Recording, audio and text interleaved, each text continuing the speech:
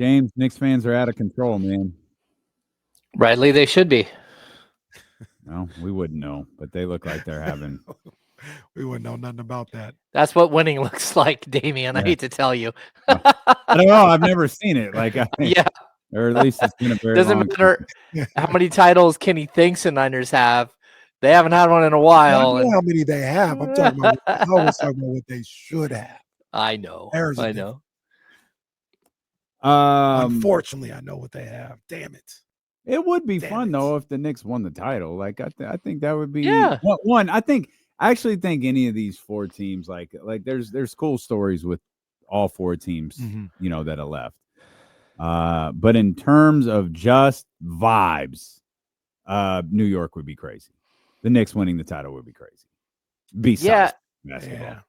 If I were like grading them, I would say it's probably a 50-50 shot that OKC wins, like a 25% chance that the Knicks win, and then I'd go like 15% chance of Indiana and 10% chance of Minnesota.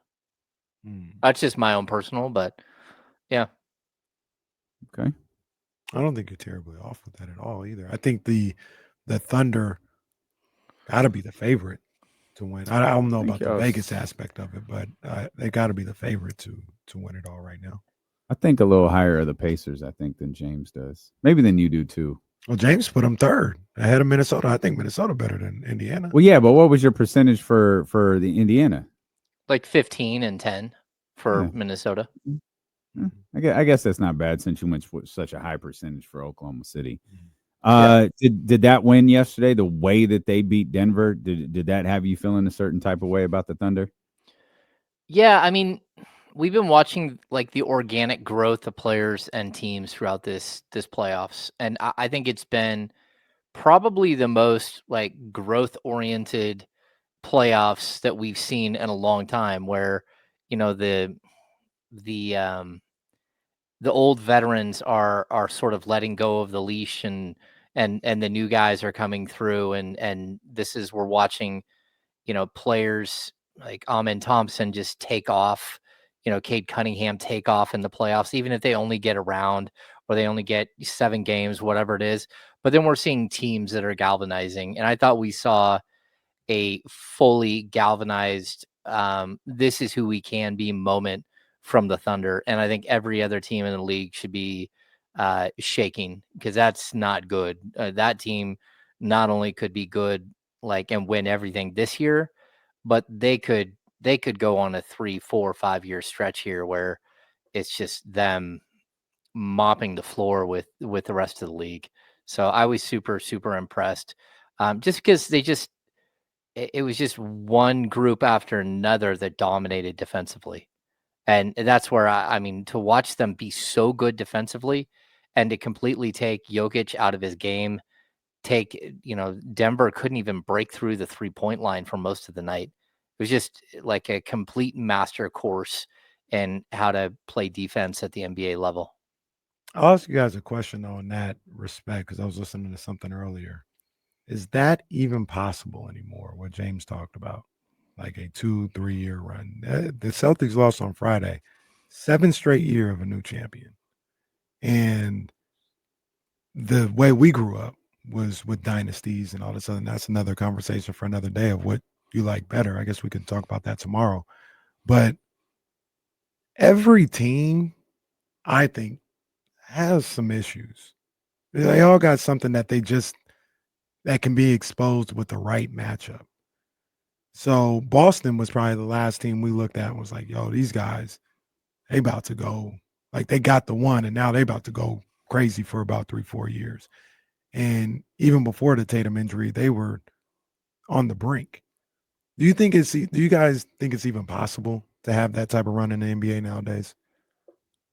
I think it is. Look, I think there's, teams age out, right? We're watching the Golden State Warriors a couple of years ago age out of being a contender, right? They're still a good basketball team, but they're not a contender. And for them to become a contender, I don't even know what that would look like. And I think when you look at OKC and how what their oldest player is probably like Alex Caruso. I don't even know, probably. And even like Shea is 27. Like all of their players, not only are they young, but they have 13 players under contract right now for next season, and they're under the luxury tax. Like this team is not just built to win today; they're built to win for years to come. We talked about this earlier. Like they still have Nikola Topic, who's like top tier player in this year's draft, who fell because he blew out his knee, and they're sitting there at 12, like, hey, we got nothing better to do. Let's go ahead and take him. I mean, that team is so stacked. They have so many first round picks still. You're still looking at like a handful of extra first round picks over the next 7 years, in addition to their own. And I think that if they feel the need to go out and add a big piece, they have the talent to do it. They have the the war chest to do it. But for me, like I think you can still have a dynasty in basketball.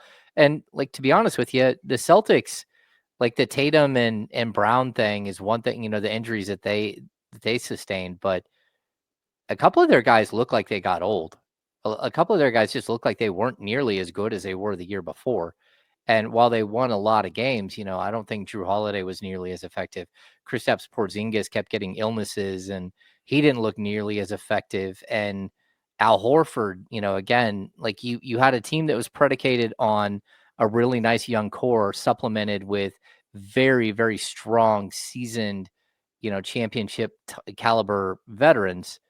Well, that's not what OKC is. If they win this thing now, like it's a bunch of 22-year-olds like having a great time, and like maybe Houston catches them, maybe San Antonio catches them, but they're going to be really difficult to stop here for the next couple of years.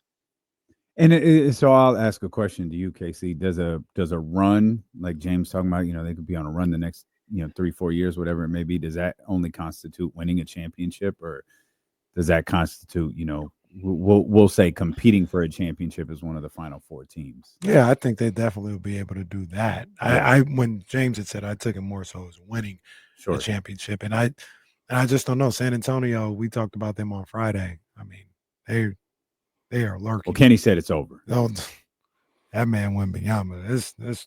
It's over, and only Rudy Gobert can save us. Ironically, there was one other person I was like, you might be able to get with him. I said Chet. Chet. Yeah. Might be able to hoop with him a little bit. But they're going on. And the things that, like, it's not the same team dynamic. It's not built the same way. But 12 months ago, we were saying a lot of the same things about the Celtics. Now they aged out. They got old real quick or whatever. But 12 months ago, it was like, oh, they got over the hump. What are they about to do for the next 3 years? And a lot of things happen, and now that's in limbo a little bit. I think OKC is real good. Like I said, I think they're the favorite to win it this year.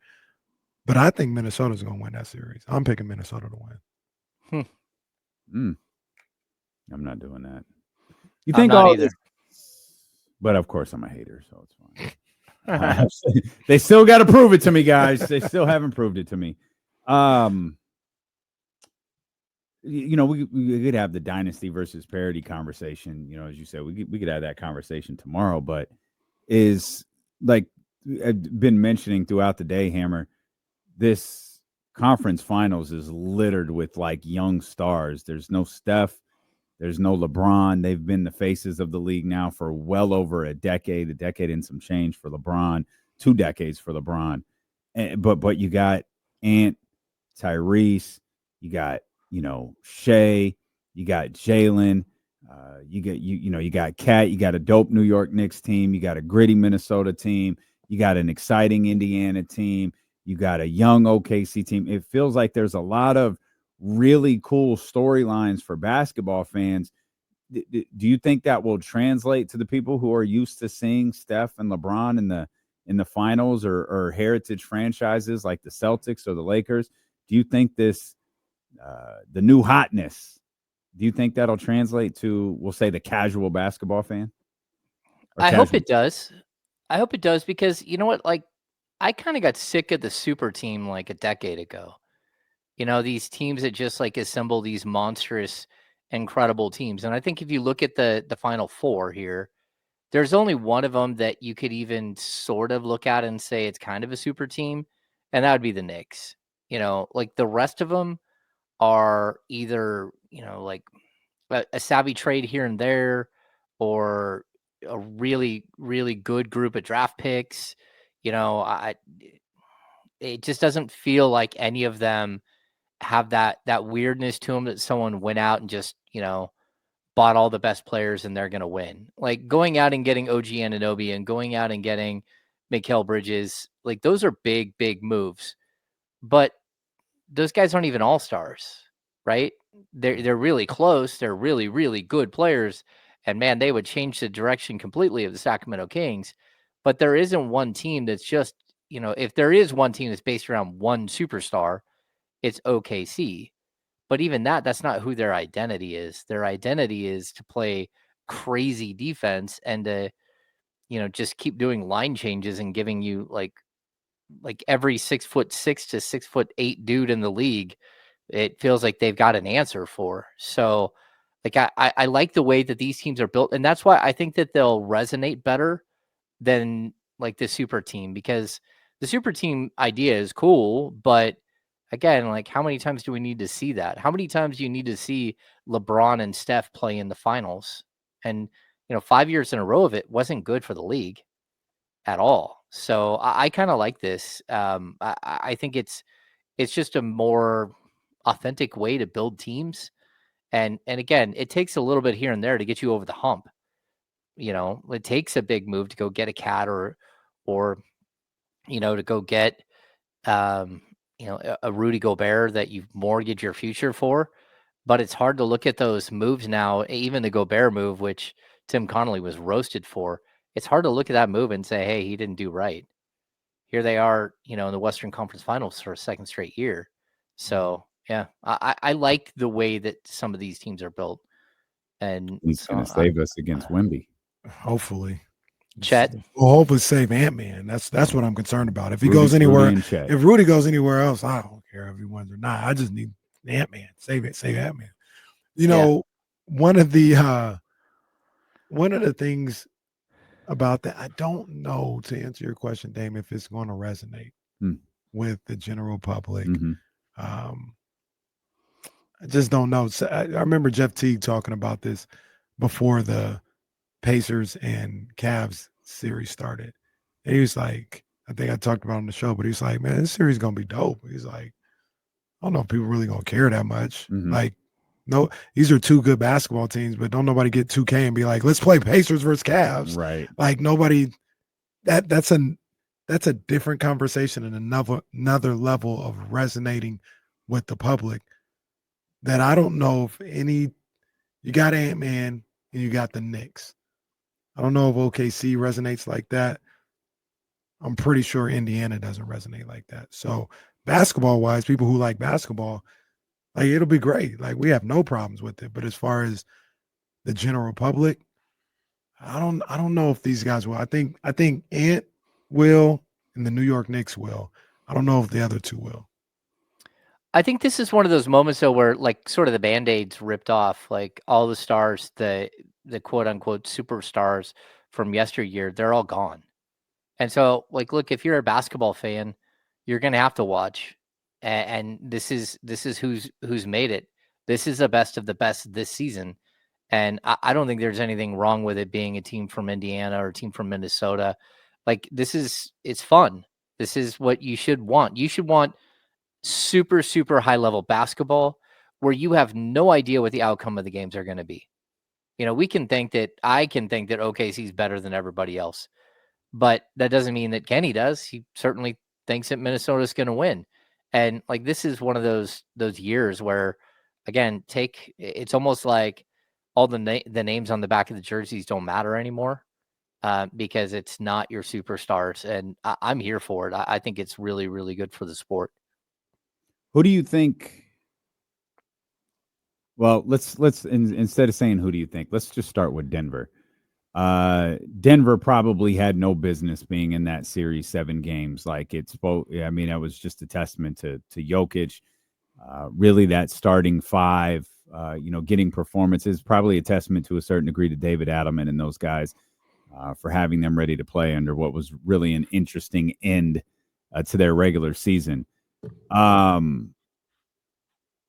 What do you think they have to do to kind of regroup and put themselves back in position to compete at a high level against a Western Conference that seems to be getting better very literally by the second?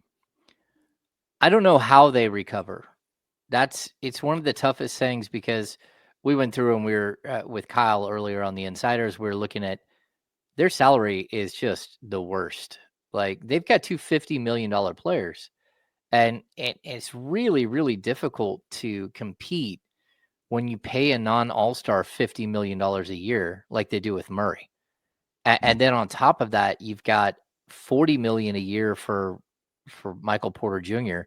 And then Aaron Gordon has an extension that's about to kick in. Like that team is a mess financially, and they have been for a couple of years. And they're going to start early in the offseason, as early as they can, trying to dump players like Zeke and Najee and stuff like that just to save some money. But they're already at like 203.5 million, and no Westbrook, no DeAndre Jordan. They're already they're looking at the second apron almost assuredly. And there's very few ways to get under that unless they can find a taker for, again, Michael Porter Jr.'s salary or Aaron Gordon's salary. If I'm the Kings, I would take Aaron Gordon with no problems, right? He's got a pretty light number this year and I think next, but then it jumps up to 35, 40 million, something like that.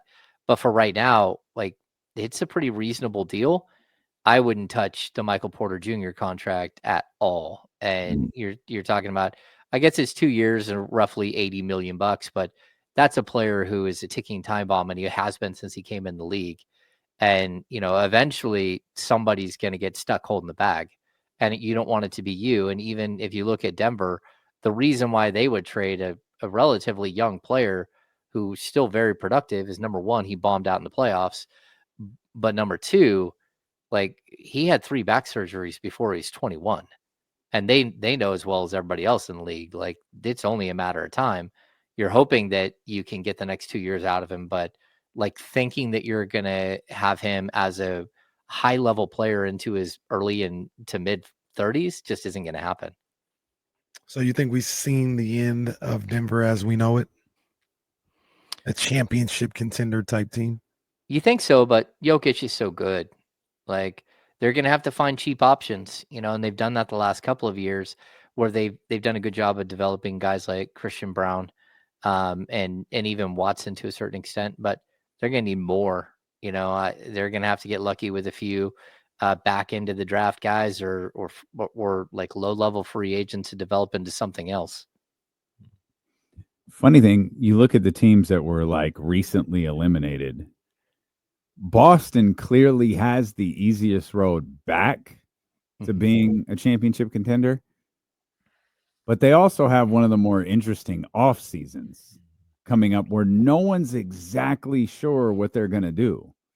And there's all this talk about the change in ownership and the shedding salary. And now you've got the really unfortunate, dynamic of Jason Tatum, tearing his Achilles and being out for the year. If I'm a Celtics fan, I'm looking at that multiple ways. Jalen Cooks for an entire year, you see what that looks like, or you still have the potential of being unwilling to pay that massive, payroll that you have, not believing you can win a championship without Jason Tatum, and a whole offseason where you're just you're Brad Stevens in that entire front office. You got to go in with a very scripted plan as to what you're going to do. Real quick. Winging it ain't going to work. And if you do wing it, it's going to be very expensive.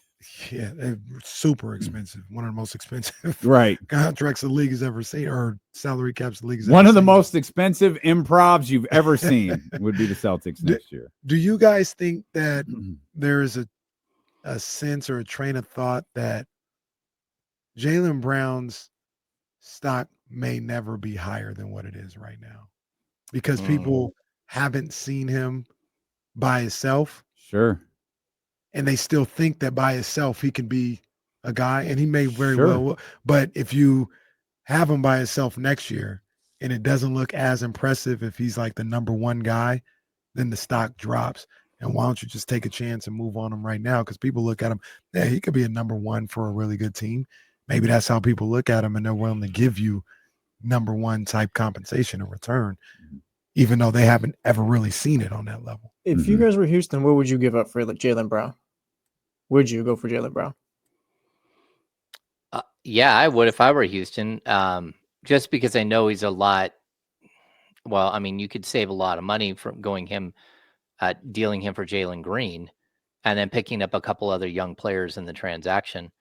I don't think that, it would hurt them for sure, but it's possible they could also grow and develop Jalen Green where, the Rockets maybe can't because they've got too many young players. They still got a situation. They could give up a very reasonable trade package and once again still not give up everything they have. It could be like they could be Van Fleet to make the contracts work, Jalen Green, and one of these first round pick, the Suns' first round pick this year or next year too, and they still would have in a separate deal Jabari Smith, their own pick, future pick Reed Shepherd. They'd still have like 3 or 4 different assets they could still move, and still they'd be able to add Jaylen Brown to that group already. I would really look into that if I was Houston. I think the biggest question for Boston is is there another player? Because Horford's contract falls off the books this year, so he's a free agent this summer.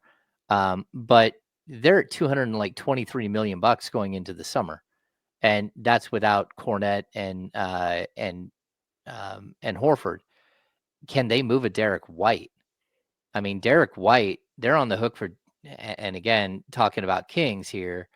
I mean, they owe Derek White $28 million, 30.3, 32.6, and 33.8 over the next 4 years. And Derek White's 31. He's 30 years old, but he's got a game that he's almost 31. He's got a game that will probably age well. And, he's also a great defender and a big guard. I mean, that's a player if I'm the Kings, I'm sniffing around and saying, hey, would you take a DeMar DeRozan, and throw in a Devin Carter or someone and move for Derek White, where you instantly put him in your backcourt alongside Zach LaVine, and he's the type of support piece that the Kings could really go for. Somebody who's strong, and it would save them so much money down the road. They could find somebody else to take on Devin Carter's contract. They might even be able to find someone to take on DeMar DeRozan's contract in a deal like that. And you're not going to have to give up a ton as the Kings to help them because of the money. But yeah, I definitely think that there are ways in which the Kings could probably get in on this conversation. It just wouldn't be for Jaylen Brown, or it wouldn't be for, Jason Tatum, but you could help them in a certain way. I don't think I had thought about them moving Derek White. I think I always go to Jalen and then maybe some of the other pieces. I don't really think I've ever thought about them moving Derek White. That's kind of fascinating. He feels so integral to what they do. But again, what direction are you going if you're the Boston Celtics? I think you start with Drew and Porzingis first too. Yeah. This injury changed everything. It changed a lot, I should say. You think so? Yeah, because now you're looking at wasting a season pretty much. Potentially. Yeah, that and who's going to take on Drew Holiday's contract? I mean, maybe the Kings would, but I was going to say you're looking at 32, 35, and 37 million over the next 3 years, and the dude is about to turn 35. Nope. I would if that's what you're going to, you might as well just sit on the DeMar DeRozan contract in that situation, because then at least you'd get the opportunity to have salary cap space at some point. That's a really long 3 years for a 35-year-old. All right. James hates Drew Holiday. We'll come back. I love Drew Holiday, but we'll see if we can get James to soften up on some of our trade proposals here. And we'll talk about, because I guess it's official now, the return of Bobby Jackson, what that means for Doug Christie, this coaching staff, and this organization. That's all ahead with our insider from the Insiders. So, man, James Ham here. We're dealing with KC on Sacramento Sports Leader, ESPN 1320. How was your trip, James? It was very nice. It was a very nice getaway. Yeah, I told Kyle I brought my laptop. I never pulled it out of the bag one time. Excellent. And that's just not something that I'm ever able to do. I mean, that's great. You guys have talked to me from Puerto Vallarta, from Cabo. Like, I just can't usually put that stuff aside. And this was one time that I was able to, which is good. That's great, man. Yeah. Went to a piano bar a couple of nights in a row. We went and saw James Taylor on Saturday night at the venue. Man, you had quite the little refresher. Weekend. Yeah. Good stuff. Good stuff. Good stuff.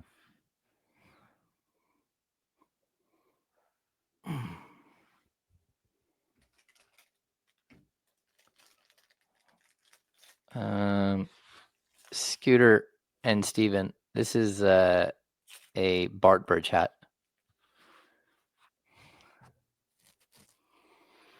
We have friends that anytime we're going to go somewhere, they buy Bart Bridge hats for everyone. So that, and they bought me a Grass Valley one time. So you see me wearing that.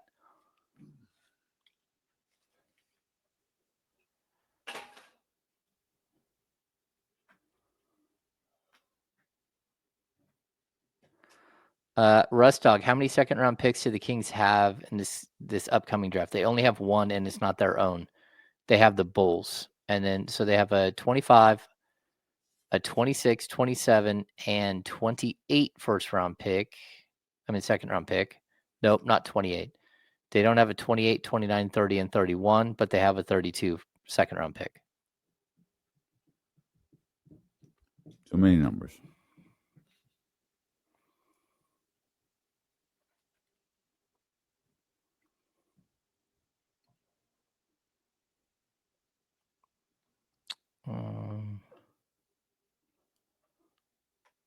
Tony Edwards, James Taylor was good.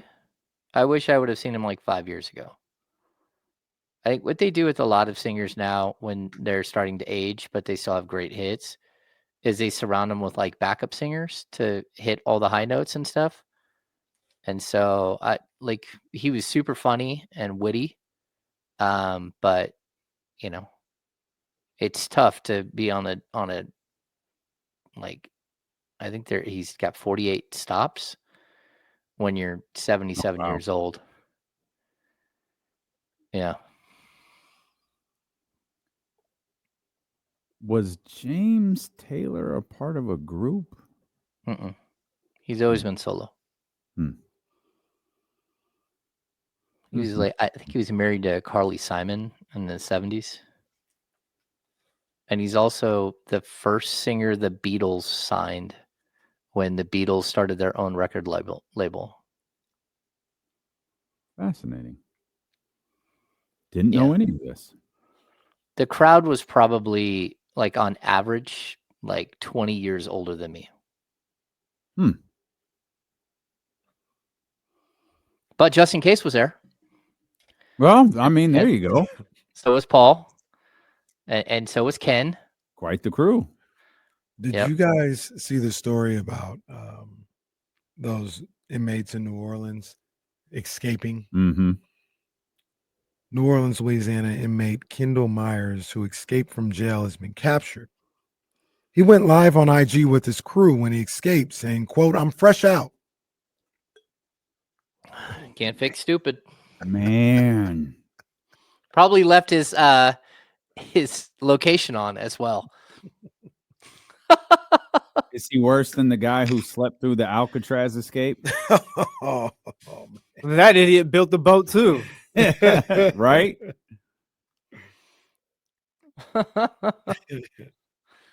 Oh, I'd be so pissed off if I overslept through the escape. Oh, man. I'd be like Drake. Oh. Come on. Oh, man. That's hilarious.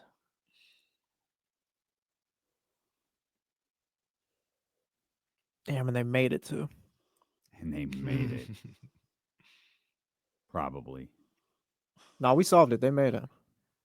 Allegedly. Yeah. It's one of the great days in D'Lo and KC history. That was an all-timer. Were you guys just literally going through the story? We maybe spent an hour and some change on the escape from Alcatraz. Yeah. Like piece by piece too. Yeah, like it was cinema. We spent it a was little one bit. of our finest moments. It really was. We spent a little bit of time today on this. Okay, so it started with what's the website where you can pay people, famous people, to like send birthday messages or whatever? Cameo. Yeah. Okay, so Kyle said he Hang started. on, Hammer. Hang on, Ham. All right. I really want to hear the end of the story, James. So you got to tell it. Like you you asked about Cameo. Okay, so it started. Not that, or maybe is it Cameo? It is Cameo, right? Yeah, that's the name of it. I believe it's Cameo. So Kyle said, "Hey, I think I'm gonna go on Cameo and just get a whole bunch of people to do. You're listening to the Insiders. This is so and so." So he picks out randomly John Stamos. He said, "I'm gonna say this is John Stamos from Full House," and which is hilarious. And I said, "Okay, well the first official concert I ever went to was when I was young. I went to the Beach Boys concert, and John Stamos filled in as a drummer because Dennis Wilson had died in 1983. He drowned, right? So then Kyle pops off with this randomness. He goes, "Have you ever read the story about the Beach Boys and Charles Manson?" And I'm like, "No." Somehow the Beach Boys and Charles Manson started hanging out before he started killing people or having people killed. And they became really good friends. And even there's a time where Charles Manson lived with Dennis Wilson, the drummer for the Beach Boys and the brother of the lead singer of the Beach Boys. And of course, we got to this weird point where it's like, well, how did he drown Dennis Wilson? And he had drowned like 3 years earlier. He had thrown his ex-wife's belongings into the overboard off his boat in the marina, like Marina del Rey or something. He got drunk one day and decided to dive to the bottom and go find the stuff. And he never came back up. He drowned. So There was just like no rules back then, huh? So we went down this weird rabbit hole of John Stamos to the Beach Boys hanging out with Charles Manson, to why the Beach Boys had circling back around to why the Beach Boys had John Stamos drumming, and that's because Dennis Wilson had drowned trying to recover some merchandise that he had thrown in. Yeah. So, how do they? Just the whole everyone connecting like no. What I'm trying to figure out when hanging out with Charles Manson, yeah, I'm kind of stuck on that one. You can't really live that down, right? Like they did. How? I don't know. If you hang out with Charles Manson, how do you just get over that? Yeah, like I had a 12-pack with Charles Manson once. So it was a good time. We had a couple beers. But that's the thing. It doesn't sound like they hung out with him once. Oh yeah, they were buddies. Like he wrote one of their songs. He wrote 3 of their songs, you said? He wrote one of their songs. Yes. Now this was imagine before if he Charles was the man Manson wrote Wipeout.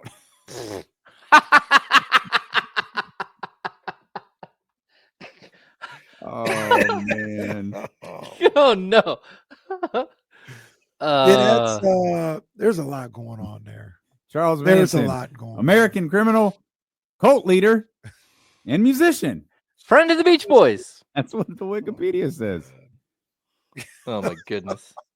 So random. Now this allegedly was before he became the Charles Manson that we know. Correct. Yeah, before he had his cult members go kidnap and then kill people. Yes. Mm-hmm. Well, John Stamos, he would just be Uncle Jesse. Now we can tie this all back together because Apparently, Charles Manson said he felt guided by his interpretation of the Beatles lyrics. So this goes back to the Beatles, who you just mentioned, and I can't remember why. Oh, They James signed, Taylor. yeah. The Beatles. Yeah. There we go. Bring it full circle for everybody There who's it watching is. the show. Yep. Yeah, that's just all crazy. Wow. That is wild. Charles Manson's actual last name is Maddox. Why did he change his name? No relation to Greg. I don't know. I don't know. I don't have an answer, and he's not around to ask him anymore, pal. No, So I and can't help. Would ask him. I cannot help. Well, there you have it. Deep dive into Charles Manson. Wasn't banking on it today, but yet here we are. How do you segue from Charles Manson to Bobby Jackson? Not sure, but we got to do it. We're going to try. We've got to do it. Maybe Charles Manson was the sixth man of the Beach Boys. Who knows? I'm not sure. I'm not sure. But in any event, our sixth man is back, and that's Bobby Jackson. It's the best I could do, folks. Sean reported this. Your buddy over on the Kings Beat reported this weeks ago. But I guess it's being made official now. It's now tied to his agent, so you know it's real. I'm sure we went over this weeks ago, but we can go over it again because there's not a lot of Kings news happening. This coaching staff for Doug Christie starting to get put together. Certainly appears Bobby will be on the front lines next to Mike Woodson and Doug Christie. What does Bobby bring to Doug's coaching staff besides a familiar face? Okay, so I think, first of all, Bobby, if anyone knows him, he brings vibes. Like, he's a cool dude. He's funny. He's laid back. He's very sarcastic. And I think he connects with players really well. He worked his way up from a player development coach to an assistant coach to the head coach of the G League Stockton Kings, where I think they finished in first place with him and were very good with him. And then when an opportunity came for him to move to another location, he joined Nick Nurse's staff and with the 76ers alongside Brian Gates, he's been at least a 2-time Sacramento Kings assistant. And I would not hate to see Brian Gates as a 3-time Sacramento Kings assistant. But I also think it's interesting because Nick Nurse, who I think is a very good coach, he's kind of run into some craziness with their roster and injuries and everything there in Philly. But he's also a guy who came up through the G League and earned his way to the league by going to the G League. And he saw that with Bobby. Bobby's talked about this, how he was excited to go join Nick Nurse because they'd had a conversation about it in the past and he really felt connected. So, look, every coach needs people they trust. And I think Bobby Jackson is someone who Doug trusts 100%. Like, they are very good friends. They have been for decades. They've golfed together. They were on coaching staffs together. They've remained close through the thick and the thin of all this stuff. Even when it was strange, when I started at NBC, Bobby and Doug switched off as the analyst. And so one game Bobby would be there, another game Doug would be there, and they would switch off back and forth. So look, I just think that this is somebody that, you don't want to surround Doug with every former Kings player known to man. But what you do need is for him to have at least one or two that he just feels really, really solid and comfortable with. And that's why I think Bobby's here, and I'm glad he's back. Family's here and stuff like that. So I'm excited to see him, and I'm sure he's going to be out there Serrano Country Club playing every single day from here on out. To the best of your knowledge, James, what happened with the whole Sean Cunningham thing? Because obviously we've talked about it before. Sean just doesn't throw anything out there or whatever. We kind of maybe hypothesized that maybe talks had happened, but legally or per the rules, they hadn't got to that point yet as far as like getting permission from Nick Nurse and all that other stuff. So Bobby, that's where you get Bobby coming out saying, "Hey, I don't know what you're talking about. None of this has happened." But what do you think happened in that whole situation? Okay, so just so you know, we reported it on the Insiders before Sean put it out on Twitter. But the way I reported it, because I didn't have confirmation, was that like it was leaning towards that way, and there's a good chance that Bobby was coming back. Like 5 minutes later, Sean had it and put it out there on the Twitter box. So like, look, I'm always gonna back Sean. Sean doesn't make mistakes like that. Yep. Neither one of us are guys who put our names on something unless we know it to be true. And so like it was legit, but whether it was what you said, like working things out with Philly, having conversations with the 76ers and Nick Nurse and allowing Bobby to leave, or it's even possible that, hey, it just came down to money and Bobby was negotiating a new salary to be an assistant coach. It's not, I think, so people know, this isn't like when you work at a grocery store and you start at like $8 an hour, and then after you work 600 hours, you get to like 847, and then like that's not the way assistant coaches work. It's just a wild, wild west. Like assistant coaches get paid what they get paid, and whatever you can, get a team to pay you is what you're going to make. And so I think for a guy like Bobby, part of it could be that too. Salaries are kept secret. That's why you see Bobby Jackson sign with Doug Christie for X amount of dollars, because you don't want the other coaches to see what that assistant coach signed for. Yeah. So I think that that's something that, that's probably part of it as well. There's just negotiations. The deal wasn't done. Like I checked in a couple of times and it wasn't done. Just like the Mike Woodson deal wasn't done until maybe 5 or 6 days after we initially heard that it was pretty much done. Pretty much done. And hey, we're hearing Mike Woodson's name being mentioned as a potential lead assistant for Doug Christie is not the same as, according to a league source, Mike Woodson has been hired as Doug Christie's lead assistant. It's just the verbiage is different, but it's also in reality the way it is.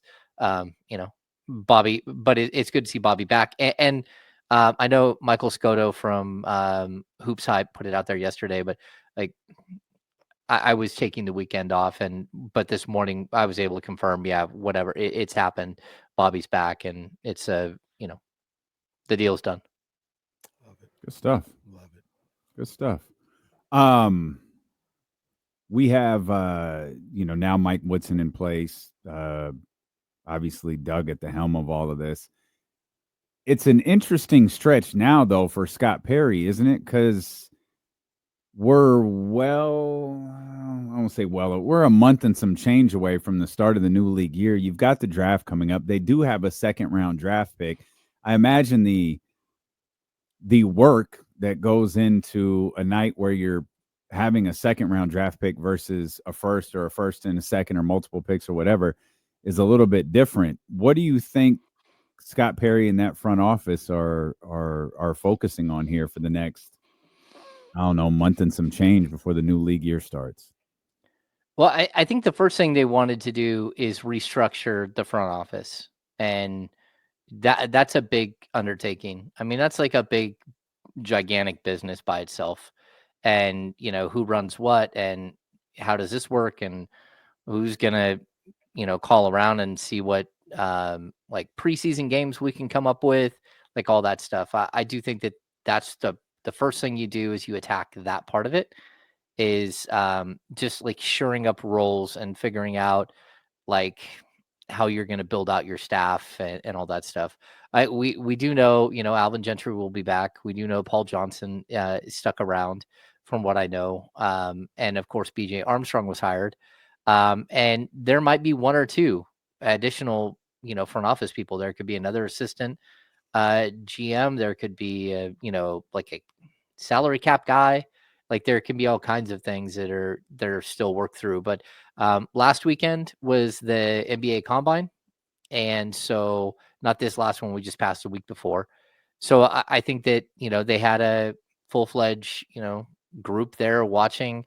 There was a player in the top, I want to say top 10 that met with the Kings, and I can't remember who it was. But that was according to somebody on Twitter that, they listed the teams that a player had met with. And so, like, look, they're doing their due diligence to interview as many players as possible. They're going to hopefully start doing a lot more of the player workouts here in Sacramento, where you bring in groups of 6. We're going to see some of that.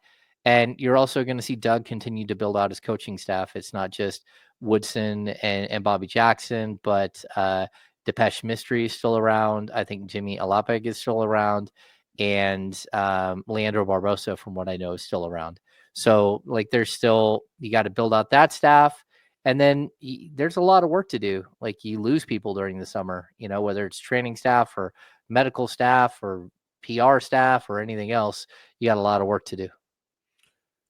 Going back to filling out that coaching staff with Doug Christie, is it, I don't want to say safe to say because we don't know, but it seems like the front of the bench is kind of taken care of with Mike Woodson, Bobby.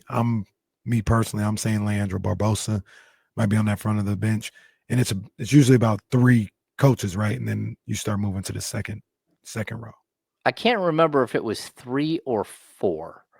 So if we go back to Mike's original staff, front of the bench was Jordy, Doug, Jay Triano, and why am I thinking there was one more? Maybe I'm wrong. So it might just be 3 on the front of the bench. And like Leandro may or may not be front of the bench. I don't know. But he was moved to the front of the bench last year.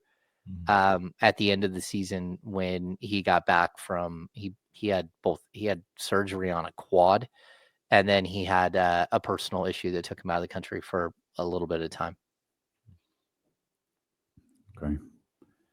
Are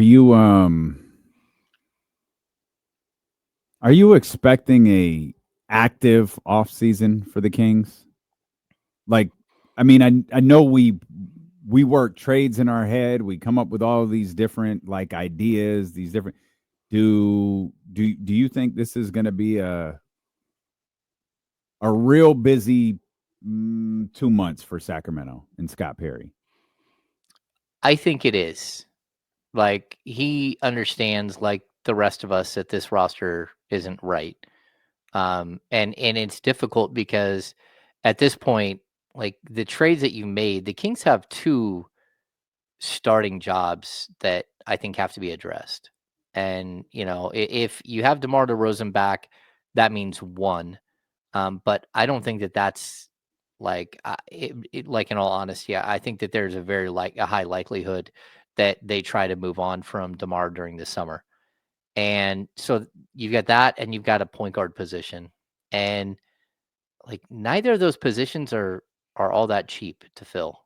Mhm. And, the Kings have a bunch of future draft capital and stuff like that. They've got some movable contracts, but for right now, like, they have to be aggressive. I wouldn't be shocked that if on draft night that they do something like trade their 2nd round pick and the Sasha Vezenkov trade exception that expires, and try to land a $5 to $6 million player that they think can help them. On top of that, the Kings still have other decisions to make. They've got to figure out the Keon Ellis situation. They've got to figure out the Keegan Murray situation. Now, those things could already be figured out, like, easily, especially if Keon is showing up at the NBA draft lottery. I'm pretty sure that's been figured out, or at least they have a game plan for what's about to happen there, that will keep Keon in Sacramento long term. Maybe not, but I do think that there's a good possibility of it. So, and then the Keegan thing doesn't have to be done until late October, I believe. That's when the rookie extensions are due. We'll have to see what they do. Like, if I'm the Kings, I'm not trying to move into the first round unless somehow you're moving way up in the first round. Like, if you're going to go up to number 10 or number 8, and I don't even know how that would happen. So, like, just looking at whether, unless they want to give up a bunch of draft capital, and I'm not giving up draft capital for this draft to move up, unless you get way up high, and I don't think the Kings have that in their bag. So, like, a early 2nd round pick, or I think they're around number 12 in the 2nd round. They've got the Bulls pick. Could you move up into the upper second round? Sure. I mean, like the 33, 34, 35 in the second round and maybe get a better player. That's possible. But at the same time, the Kings just don't have a bunch of future seconds to squander in this deal. And you don't want to have first round picks if you're the Kings. You don't want to move from like where you're at 42 to like 27. That doesn't help you because 27 now comes with a guaranteed contract. And it's a guaranteed like 3-year deal with a 4th-year team option or 2-year deal with 2 option years. An early second round pick is more valuable to me than a late first round pick, because if you draft a guy and he's not very good, you don't have to keep him. You can just get rid of him. And that's not the case with first round picks. It's a little more complicated. I can dig it. Hey, real quick before we get out of here, got to handle some business. The Prize Picks lineup is ready to go. We're going all baseball, all Giants, all A's today. Bobby Witt Jr., 1.5 total bases. We got that. We're going with the first inning runs allowed for the A's and Angels. I went under half a run, and I thought I was doing the same thing for the Giants game, when in actuality, it was first inning walks allowed. So I went under on that as well. Hopefully Robbie Ray has control and we can handle that one. And then Lawrence Butler. Half a hit. Come on, man. Come on, Lawrence. Oh. Let's do work. Let's do work today, man. So must be present in certain states. Make sure you put that promo code KIFM to get $50 instantly with your first $5 lineup. That's promo code KIFM to get $50 instantly with your first $5 lineup. Like I said, you must be present in certain states. Go to prizepicks.com for more details. Prize Picks, run your game. Let me now before Adam no. Before you mark anything down for Adam L. Yeah. Let me tell you, that was free. What? Those aren't scheduled this week. Yeah, I didn't hit any bubbles. So that was today. an unsanctioned matchup. Well, it still goes to Adam L. What in the Well, ECW are you doing? And it didn't even include Jacob Wilson, who came on the show today. We had That's Jacob right. Wilson. I Stars thought about going with Jacob, because Jacob hits. You always get Jacob Wilson involved in that one. So I thought about it, but Adam L. I want to be clear. That was an unsanctioned matchup. It's unofficial. It's unsanctioned, but you got the W. You're on the board. First win. One day, Kenny's going to trust me to lead this show. Maybe this is the in-season tournament of it. Maybe. This is an in-season tournament. This is the play-in, because it's not. It doesn't go towards anything. No. David Jackson is right. Run your spot. Big thanks to James as always. We're headed over to 102.5 if you want to join us. If not, we'll see you tomorrow beginning at 10 a.m. James and Kyle and the Insiders on Sacramento Sports Leader, ESPN 1320. Vamos, Gigantes.